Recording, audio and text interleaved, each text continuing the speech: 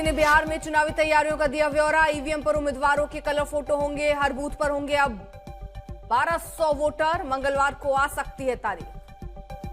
Seat sharing पर NDA में बैठकों का दौर। लल्लन सिंह के बाद जीतन राम मांझी से मिले धर्मेंद्र प्रधान। तावड़े सम्राट चौधरी भी मौजूद।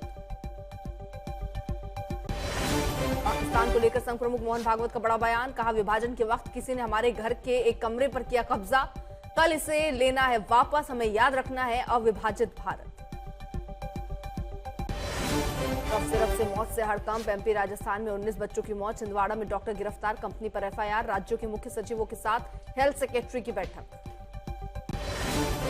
कटक में दुर्गा मूर्ति विसर्जन के दौरान 2 समुदायों में भिड़ंत। आगजनी और पथराव के बाद तनाव। कई गाड़ियों को नुकसान।